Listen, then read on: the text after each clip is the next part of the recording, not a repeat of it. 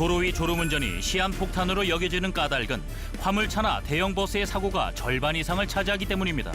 게다가 화물차의 경우 일반 교통사고 사망률에 비해 20배나 된다는 것. 나도 모르게 깜빡 조는 사이 벌어지게 되는 대형 교통사고인 졸음운전. 자신은 물론이고 무고한 타인의 목숨까지 위협하는 무서운 살인 행동입니다. 3년 전 재산을 털어 구입한 25톤 트럭으로 화물차 운전을 시작했다는 손병호 씨. 돈을 벌기 위해 시작했지만 동시에 잠과의 전쟁이 시작됐습니다. 제대로 자는 시간이 밤에 그 택배 상차할 때 짧게는 3시간, 4시간, 5시간 그때 이제 자는 게 제일 많이 자는 거고, 저 같은 경우는 낮에 또 일반 뭐 공산품이나 일반 기업체 물건을 또 배송을 하고 밤에 택배를 하고 그렇게 낮에도 일하고 밤에도 일하고 그렇게 일을 하고 있습니다. 그러니까 항상 피곤하곤 하죠. 1시간 반, 2시간 지나면 그때 한번 확 오죠.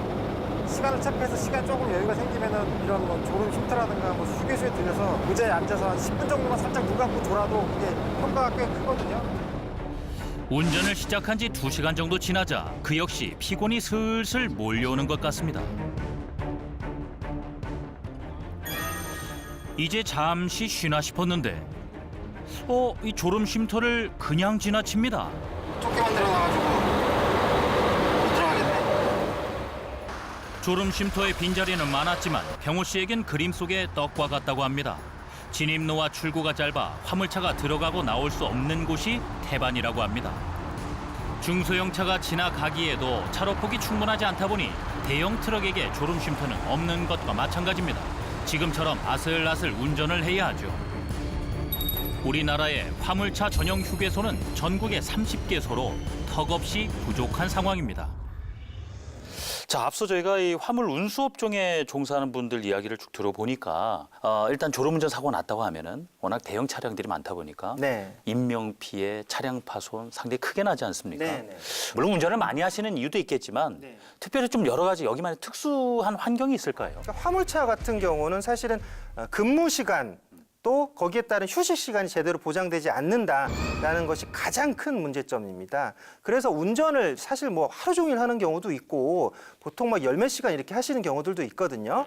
결국은 이 근무 시간에 따른 휴식 시간이 제대로 보장되어 있지 않고 이 졸음운전에 대처하지 못하는 그런 상황이 굉장히 많이 발생한다는 거예요. 저희가 뭐 여객이나 운수업에 종사하는 운전자들의 근로 여건을 그래서 개선해야 된다. 뭐 이런 이야기도 계속해서 나왔던 것으로 기억하거든요. 네. 그러니까 대형 버스에 대한 운행 사항에서 4시간 연속으로 운전을 하면 30분 동안 쉬도록 이렇게 법이 개정이 됐어요. 네.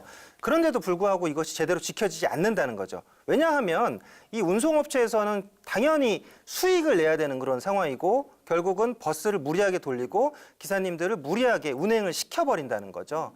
관광버스들이 특히나 좀 네. 많은 그런 위험에 노출되고 있는데 왜 그런가요? 관광버스는 건당 이제 그 받아서 운행을 하기 때문에 그렇죠. 결국은 서로 경쟁 체계란 말이죠. 경쟁 체제인 상태이니까 더 많이 내가 건수를 받아서 운행을 해야지 수익이 나잖아요. 그러다 보니까 좀 무리해서 운행을 하는 경우들이 있어요. 그래서 휴식을 제대로 취하지 않고 운행하다 보니까 또 사고에 노출되는 또 이 졸음운전에 의한 사고에 위험에 노출되는 그런 경우들이 있다는 거죠. 이 업체가 만약에 위반했을 때 어떻게 강하게 처벌을 해서 그들이 이 운전기사의 휴식을 보장하고 있는지 이런 것들을 우리가 전반적으로 좀 체계적인 시스템을 좀 점검할 필요성이 있습니다.